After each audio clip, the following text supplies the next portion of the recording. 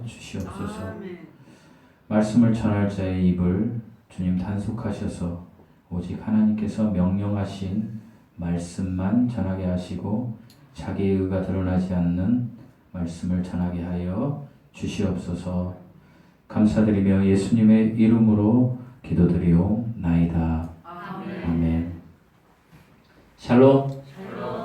설교하기에 앞서서 지난주에 이제 제가 유튜브를 여러분도 많이 보시죠? 저도 많이 봅니다.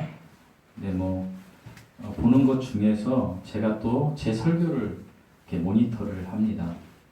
제 설교를 모니터하면서 제가 은혜를 받았는데 어떤 은혜를 받았냐면 제가 어렸을 적에 교회 다닐 때는 예배 시간이 되게 경건해야 되고 그래서 아이들은 따로 격리하고 예배드리고 그리고 예배 시간에 엉뚱한 어떤 행동을 한다든지 하면 목사님이 앞에서 혼내기도 하고 심지어 제가 대학교 때 성가대 할 때는 지금은 이제 하늘나라 가셨던 아주 유명한 목사님께서 저희 교회에 오셔서 부흥회를 하셨어요. 근데 저희 성가대에 있었는데 성가대에 있던 그 당시 전주대학교 다니던 형 하나가 졸았어요. 설교를 하시는데 근데 목사님께서 그때는 왜 그랬는지 다리가 아프셔서 그런지 목사님들이 슬리퍼를 신고 이렇게 부흥회를 하셨는데 슬리퍼를 벗어서 그 형한테 던져버렸어요. 그리고 주워오라고 예배 시간에 경건하지 않다고. 제가 알기로 지금은 헤어진 지 오래됐는데 그 형이 그 뒤로 교회를 안 다녔어요. 그런 모습들을 제가 많이 보고 저는 성장해서 당연히 그런지 알았는데 제가 복음을 받아들이고 그것보다 더 중요한 것이 물론 그것도 중요해요. 여러분 중요하지 않다는 게 아니에요. 더 중요한 것이 있다.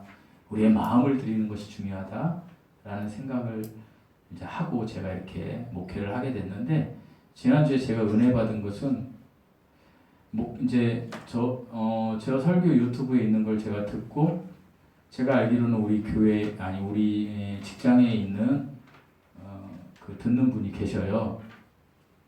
그분도 계시는데 어느 부분에 이분들이 은혜를 받았을까라는 생각을 했는데 저는 그 생각을 했어요. 설교를 하는데 이건 설교 아닙니다. 지금 그냥 설교. 하음이가 엄청난 소리를 2번 지르더군요. 그 동영상 뭐죠? 설교 거기에. 근데 제가 그거에 은혜를 받았어요. 어떤 은혜를 받았냐? 이건 제 생각이에요. 내가 비록 교회가 많이 인원이 부족하지만 봐라 태용 팀장 우리 교회에도 어린아이가 있어. 그런 얘기를 제가 이렇게 했어요. 그 팀장한테. 그래서 제가 은혜를 받았어요. 그래서 제가 왜 말씀드리냐면 오늘 이렇게 보니까 제가 이게 딱 올라오니까 기분이 되게 좋은 게 강연이가 온 것 같아요. 예. 그래서 저 아이들이 쌍으로 좀 떠들었으면 좋겠다. 저는 그 생각을 했어요. 그래서 개의치 말라. 아이들이 마음대로. 저는 그렇습니다. 지금 바로 얘기를 듣고 좀 응답하잖아요. 저는 얼마든지 그렇게 했으면 좋겠어요. 그러나 우리의 마음만은 하나님 앞에 고정하고 예배드리자. 하나님은 바울을 통해서 디모데에게 이런 이야기를 했어요. 너희들이 경건의 모양은 있으나 경건의 능력이 없다라고 얘기했어요. 그래서 경건의 능력이 없는 것은 가짜다라는 이야기를 했는데 사실 여러분 우리는 경건의 모양마저도 잃어버린 시대를 살고 있어요. 경건의 모양과 경건의 능력을 다 갖췄으면 좋겠지만 그걸 갖춘 분들도 없죠. 물론 그렇게 갖추려고 노력해야지만 우리의 마음을 이렇게 하나님 앞에 드리면 돼요. 우리 강현이하고 하은이하고 마음껏 떠들었으면 좋겠습니다. 요한복음 7장과 8장은요 초막절이라는 행사 기간에 예수님께서 예루살렘에 올라가셔서 이제 말씀하시는 주 내용들이에요. 초막절은 쉽게 얘기하면 예전에 한번 말씀드렸는데 이스라엘 백성이 출애굽에서 하나님으로부터 받은 은혜를 기념해서 감사를 드리는 절기예요. 오늘날로 말씀드리면 제가 우리 교회가 지금 예전에 전도사님께서 목사님 절기를 좀 강조해야 돼요 라고 했는데 제가 그 생각은 있어요. 그러나 올해 같은 경우에도 제가 그냥 넘어갔어요. 알고도. 지금 지난주부터 추수감사절로 지키는 절기예요. 여러분, 이 추수감사절은 한 해의 그 곡식과 열매를 하나님 옆에 얻은 그 소산을 감사드리는 거죠. 그러니까 초막절이 오늘날 추수감사절과 비슷하다라고 생각하시면 돼요.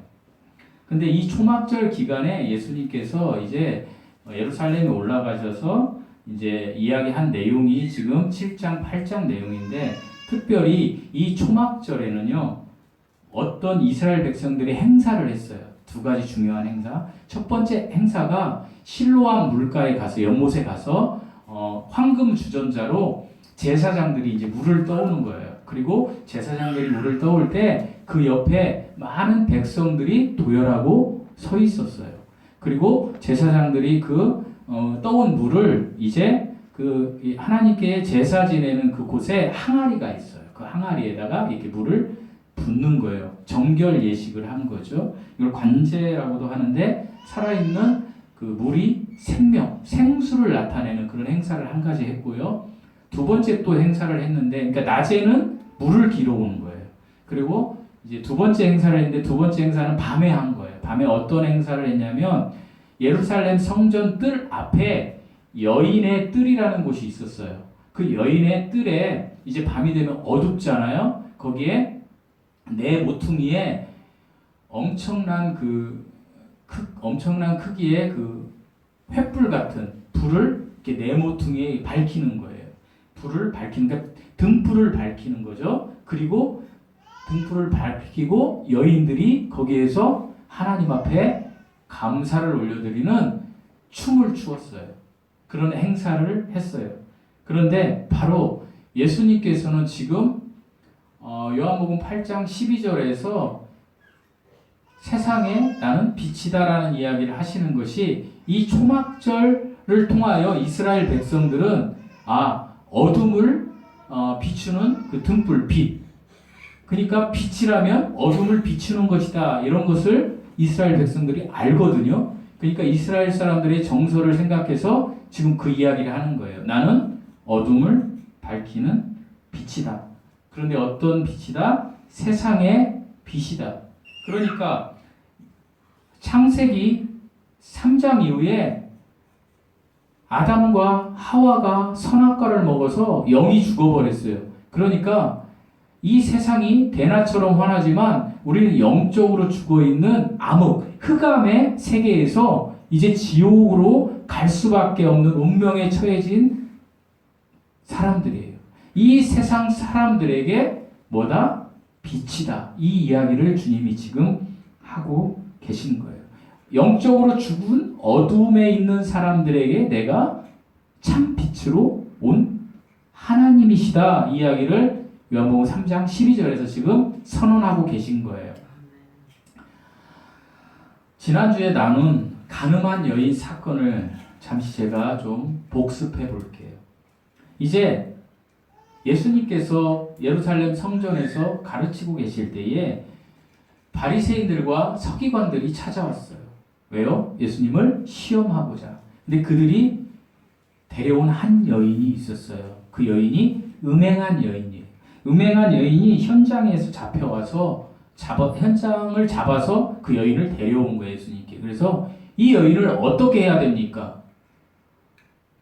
어떤 식으로 판결을 해도 흠이 잡힐 만한 거예요. 왜? 이 여인을 신명기 말씀대로 죽여라. 공의를 실행해라. 그러면 예수님은 사랑이 없는 하나님이에요.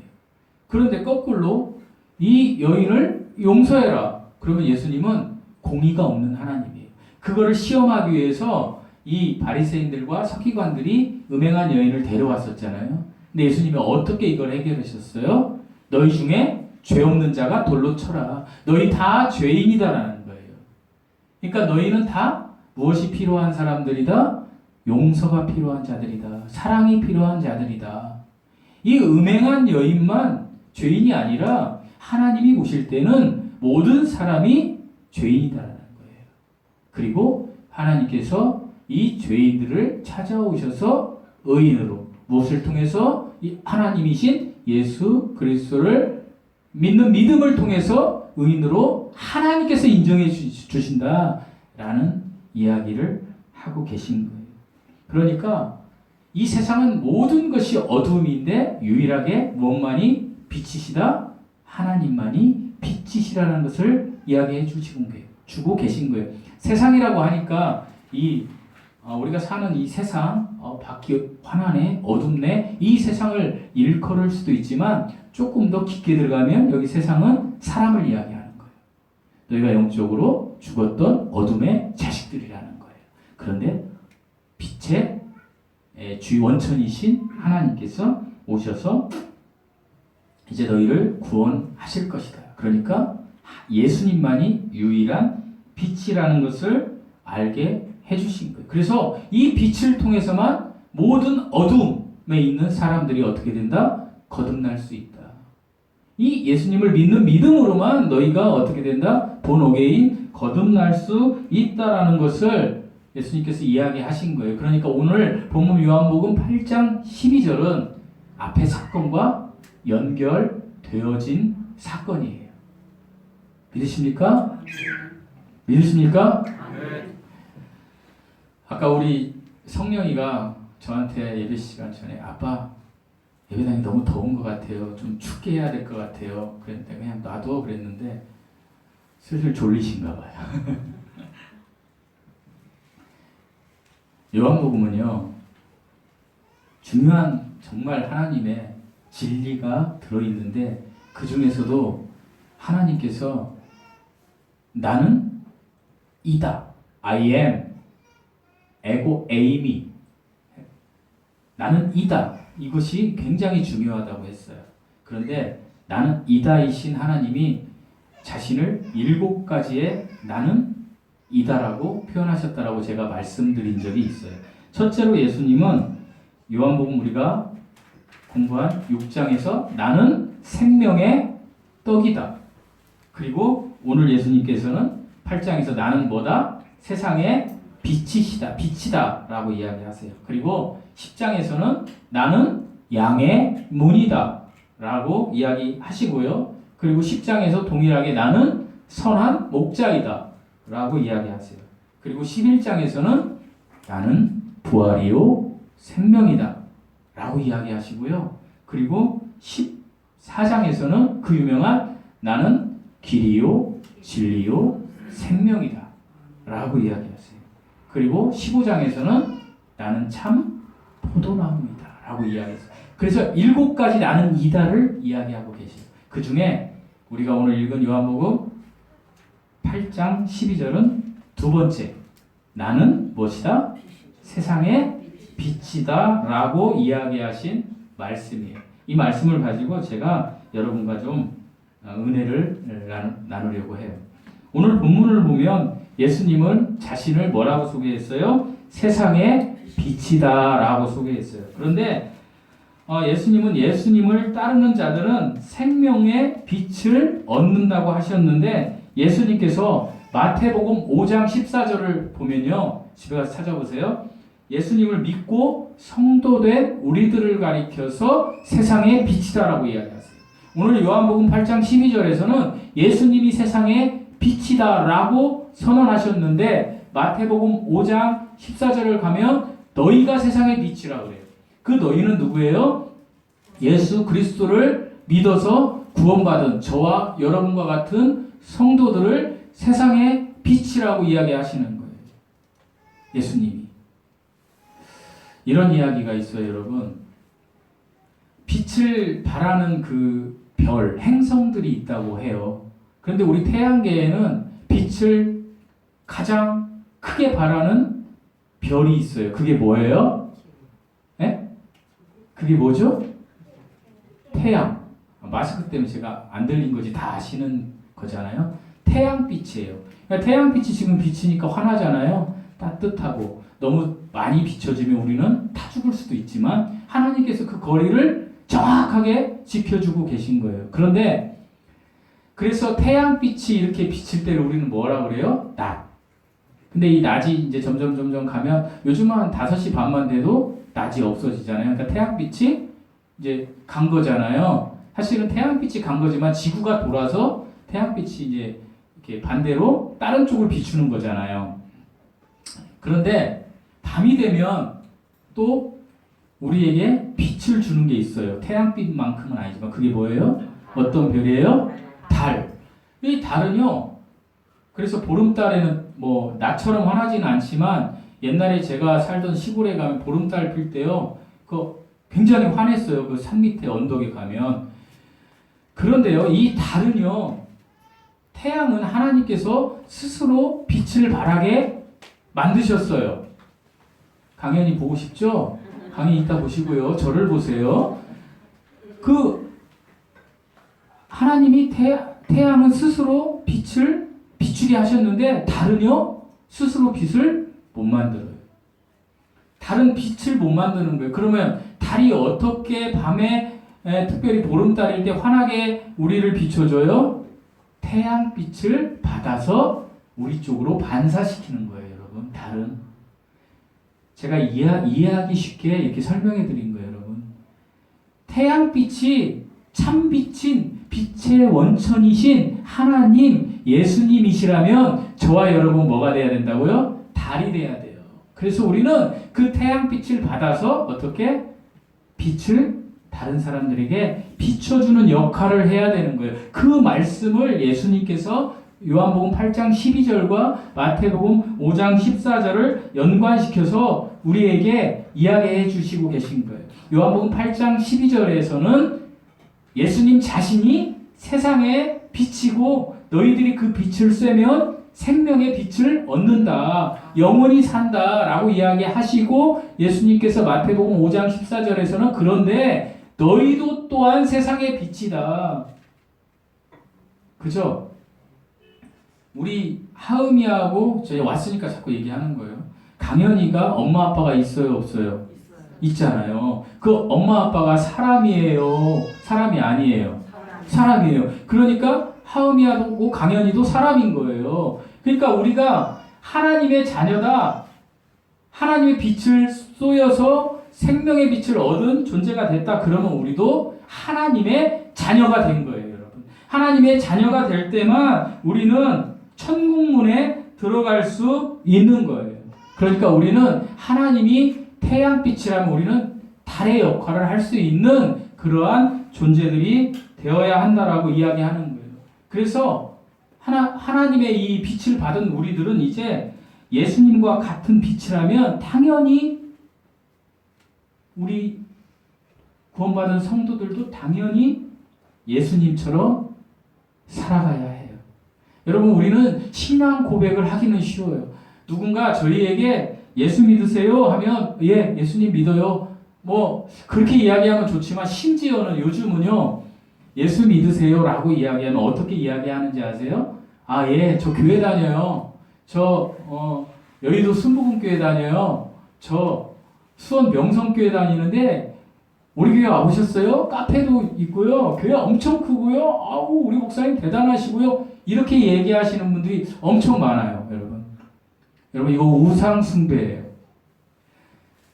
누군가가 예수 믿으세요? 그러면 우리는 뭐라고 대답해요? 예수님 믿어요, 저 예수님 믿어요. 저 구원받았어요. 라고 이야기해야 되는 거예요. 여러분, 어느 교회에 소속된 거 중요해요. 그런데 어느 교회에 소속되면 그냥 교인이에요. 그런데 교인이 전체가 다 천국에 갈 수 있나요? 아니에요.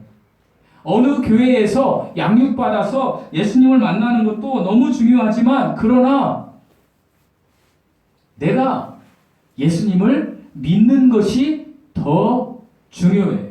그러면 우리는 예수님을 믿었으면 성도가 된 거예요. 그러면 성도면은 마땅히 예수님의 말씀에 입각한 삶을 살아야 돼요.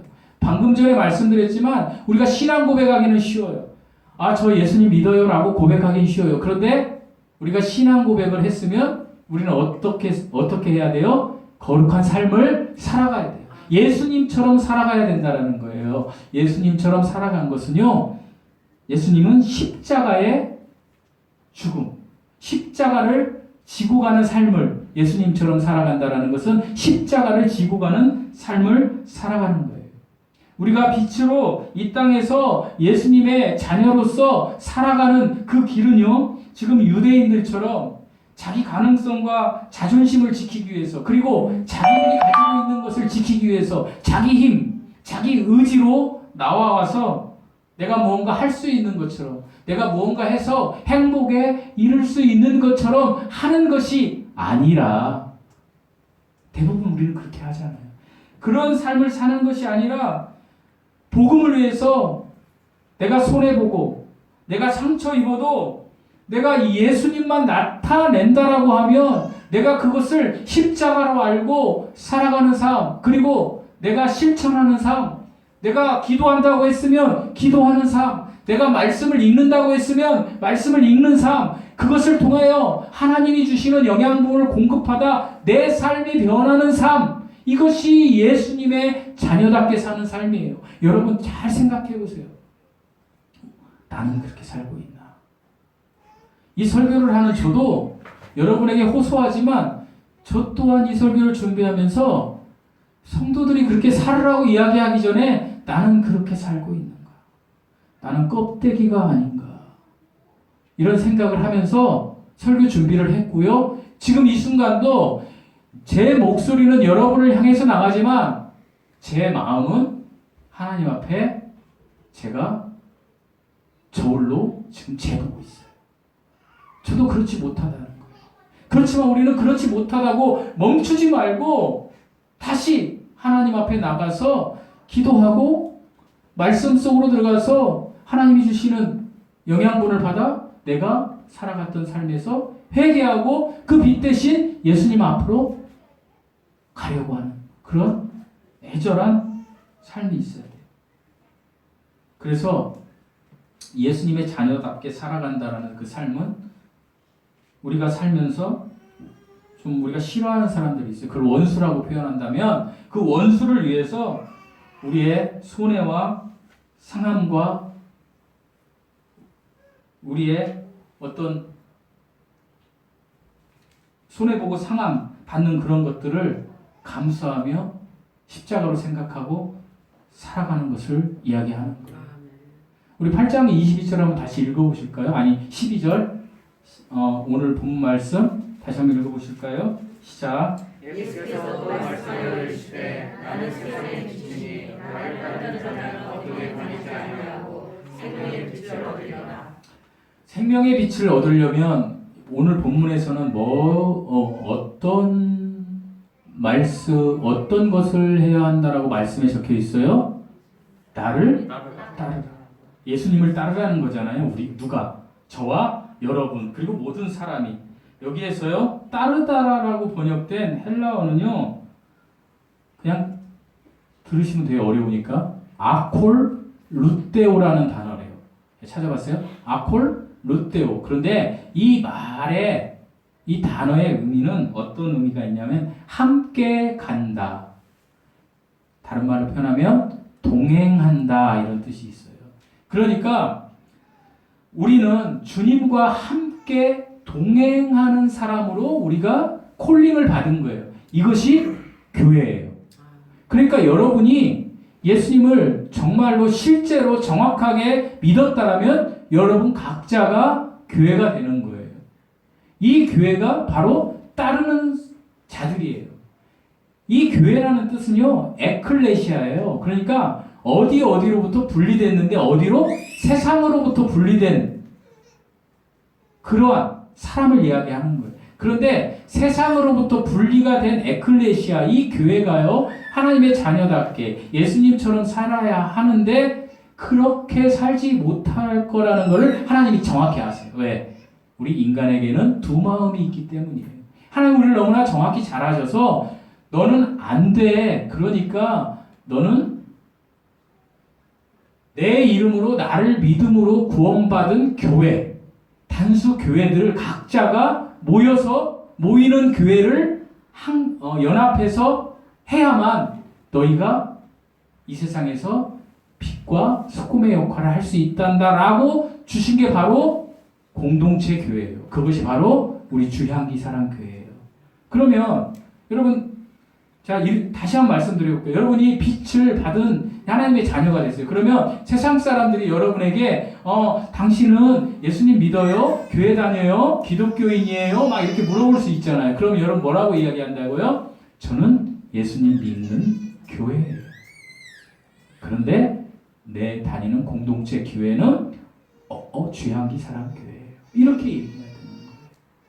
그리고 이 교회는 주님과 함께 주님이 가신 길을 동행하며 따르는 사람들을 일컫는 거예요 라고 이야기해야 되는 거예요. 예수님은 예수님처럼 사는 사람들을 성경에서 이렇게 불렀다라고 이야기하고 있어요. 어떻게요? 상함과 손해와 비움의 십자가 삶을 사는 존재로 불렀다라고 이야기해요. 제가 목회를 할 때 어떤 목사님이 저한테 이런 얘기를 해주셨어요. 이 목사 대기업 다니고 믿을 만한 대기업을 다니고 있고 교회를 또 이렇게 하는데 거기 다니니까 그냥 이렇게 교회 공동체를 부속품 정도로 할 수 있잖아. 생명을 걸고 안 하잖아.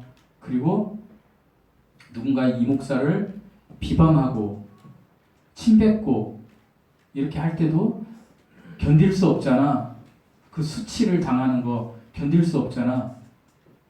근데 그것을 견딜 수 없으면 그 목회를 하는 게 아니야. 저는 지난 몇 년 동안 그런 목회를 한 것 같아요. 반대의 목회를.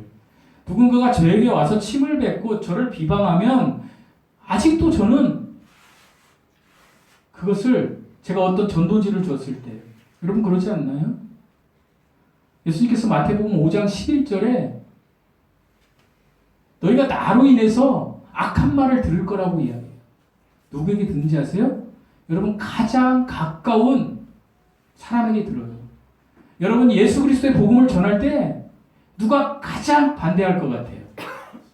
직장에 있는 사람? 또 건너 아는 사람? 아니에요. 내 가족이 나를 가장 힘들게 해요. 왜 그런지 아세요? 사단이 역사하기 때문이에요. 사단이 역사한다면 오해를 하시는데 거기에 역사하기 때문이에요. 그래서 내가 예전에 제가 악한 짓을 많이 했어요. 예를 들면 제가.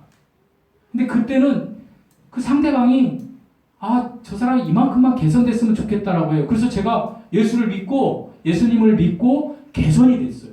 그래서 내가 개선된 모습으로 그 사람에게 예수 그리스도의 막 복음을 전해요. 막 하나님 나라에 대해서. 그럼 그 사람이 옛날에 악했던 저 사람이 저렇게 변해서 복음을 전하니까 나도 그 예수를 믿어야지 할 것 같지요. 내 동생이, 내 남편이, 내 아내가, 내 아버지가, 내 어머니가 그렇지 않다라는 거예요. 대다수는. 어떻게 해요? 그때부터 이제 비방해요. 우리를 힘들게 해요. 비판해요. 왜요? 사탄이 그렇게 역사하는 거예요. 그런데 이 수치, 모멸감, 이거를 당했음에도 불구하고 너희가 그것을 은혜로 생각하고 걸어가는 삶이 예수님의 자녀답게 사는 삶이라고 주님이 우리에게 이야기하고 계시는 거예요. 여러분, 역사를 보면요, 하나님 나라는 절대적으로 세상의 힘으로, 권력으로, 재물로 완성된 적이 없어요. 하나님의 나라는요, 세상 사람들이 보기에는 바울이 고린도전서에서 얘기했듯이 십자가의 도가, 십자가의 복음이 저들이 볼 때는 어리석은 것 같아요. 이상한 사람들 같아요. 그러나 그 십자가가, 그 어리석음이 하나님의 나라가 확장되고 완성되는 것으로 사용됐다라는 거예요. 그러니까 이것은 사람이 한 게 아니라는 거예요. 하나님이 하셨다라는 거예요. 여러분 우리가 예수 그리스도를 믿음으로 구원받았습니까? 그러면 우리는 이제 해야 될 일 딱 하나밖에 없어요. 그것은요, 우리가 예수 그리스도의 그 복음을, 그 빛을 사람들에게 증거하는 거예요. 그 증거할 때 여러분 반드시 수치를 당할 거예요. 여러분은 반드시 거절당할 거예요. 그럼에도 불구하고 우리는 그 일을 해야 하는 거예요. 이것이 경건의 모양과 경건의 능력이 있는 사람이 해야 될 일 중에 하나예요. 예수님의 지상 명령이 무엇인지 아세요? 마태복음 28장 18절에서 예수님이 유일하게 우리를 구원하시고 우리에게 부탁하신, 아니 명령하신 말씀이 있어요. 너희는 사마리아 땅 끝까지 복음을 전하라는 말이에요. 전도를 하라는 거예요. 우리는 그렇게 십자가를 지신 예수님을 따라가면서 작은 빛으로 복음을 전파하는 그런 삶을 살아요. 여러분, 지금은요, 이 시대는요, 삶이 힘들어서 삶이 어느 정도 되면 내가 주님 복음 전할게요. 내가 이만큼 하고 예수님 전할게요 하는 그런 시대를 우리가 살고 있어요. 목사님 저마저도 그래요. 그러나 주님은 이렇게 이야기했어요. 반대로 하라는 거예요. 너희가 먼저 복음 전도, 세상 사람들이 어리석다라고 이야기하는 것부터 하라는 거예요. 그것부터 하면 너희의 그 두 번째 세상에서의 삶은 하나님께서 보장해 주신다라는 거예요. 이게 빛 대신 예수님이 우리에게 지금 말씀하시는 거예요. 제가 그동안 몇 개월 동안 요한복음을 1장부터 8장 12절까지 이렇게 쭉 여러분과 같이 말씀을 나누었어요. 그런데 이제 제가 앞으로 몇 개월이 될지 모르겠어요. 몇 개월 동안은 제가 우리 교회를 다시 개척한다는 심정으로 진정으로 예수님을 믿는 것이 무엇이고 믿지 않는 것이 무엇인지에 대해서 여러분과 좀 나누려고 해요. 이것은 제가 공부를 해서 여러분과 나누려고 해요. 그리고 나서 제가 또 요한복음 8장 12절을 다시 강의할 거예요. 세상의 빛으로 오신 세상의 빛으로 오신 예수 그리스도. 제목이 뭘까요? 그때 가면 오늘 주보 한번 보실래요?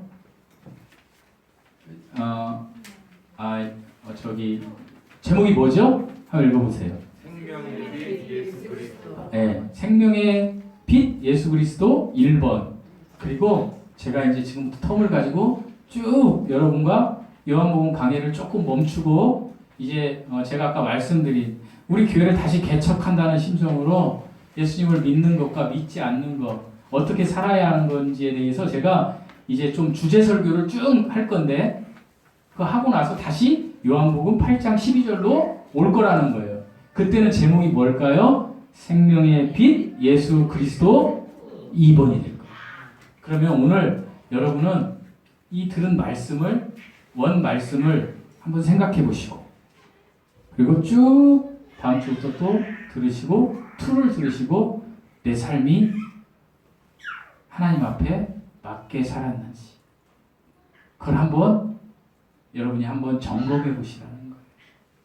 사랑하는 성도 여러분, 성도의 삶은 하나님의 영광을 위하는 마음으로 예수님의 지상 명령인 복음 전파의 삶을 살아감으로 하나님의 은혜 안에 살아가는 거예요. 이 은혜를 여러분이 누리시기를 축복드립니다. 아멘. 기도하시겠습니다. 하나님 아버지 감사합니다. 세상이 힘들고 지쳐서 너무나 분주해서 우리의 삶이 하나님이 없는 것처럼 보이지 않을 때도 있고 내 멋대로 살아갈 때도 있습니다. 하지만 빛이신 우리 하나님,